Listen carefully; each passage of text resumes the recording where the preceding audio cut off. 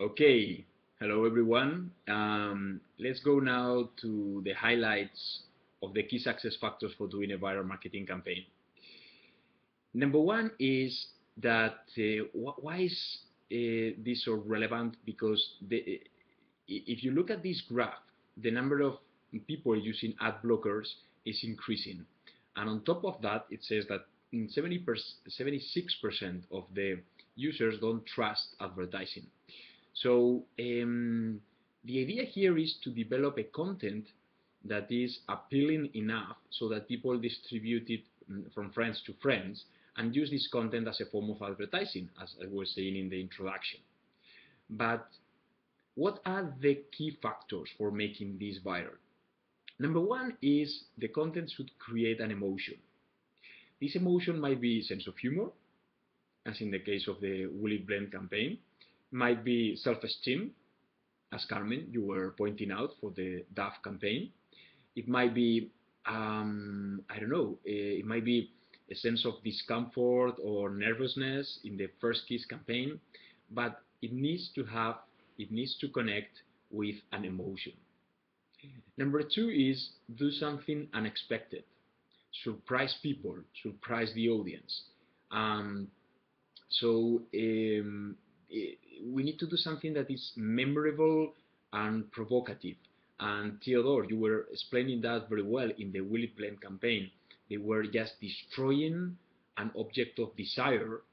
And remember, this campaign was launched at the same time as Apple was launching the first iPhone ever for the first time in the US. So you can imagine long queues in the Apple Store centers to get this desired object, and this guy just destroying it. Okay, so this is something unexpected. Number three is viral marketing is all about a good story.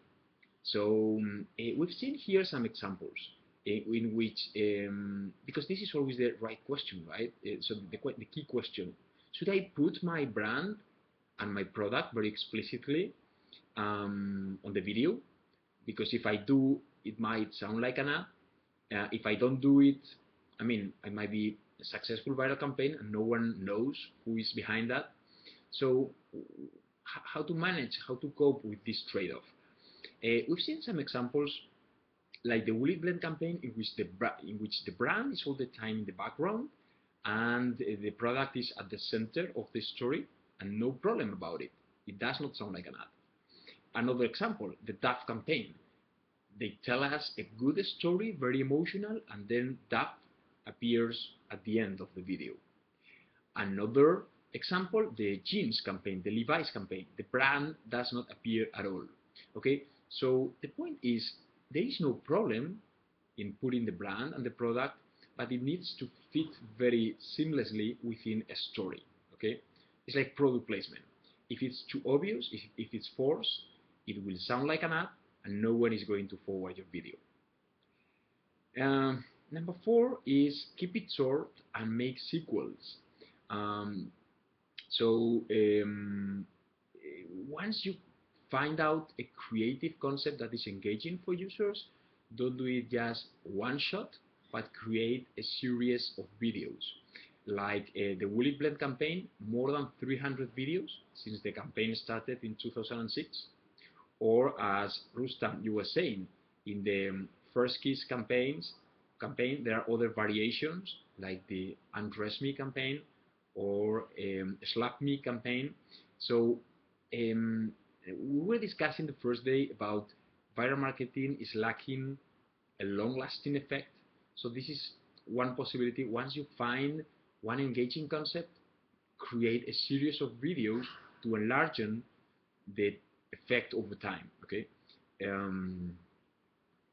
Number five is Mohammed, as you were saying, engaging users. As you were saying, in the Will It Blend campaign, users not only watch and share the videos, but they also submit ideas. What is the next stuff to blend? And those ideas that gets the highest number of votes are going to be the next video. Okay, so in that sense, users play an active role. And number 6 is this concept of professional amateurism that Antonio has explained very, very well, which is, I mean, a professional video recorded in low quality so that it appears like homemade. It better fits in a channel like YouTube, and also in the concept of the Levi's campaign, it's playing with the doubt whether this is fake or real. This is just a bunch of crazy guys doing things on the street, or this is a professional video. And this question, this doubt, fake or real, is what they are playing with and catches your interest. So in this case, it would not be a good idea to show very clearly the brand, because then you destroy this doubt. This is just a brand doing this video. This is Levi's.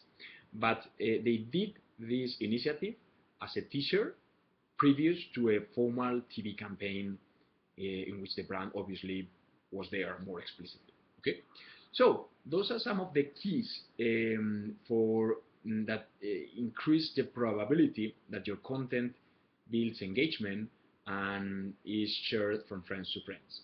Now let's continue our discussion with the next part, which is the seeding strategy. How do I start the day zero when no one knows my campaign and I need to start getting the first viewers?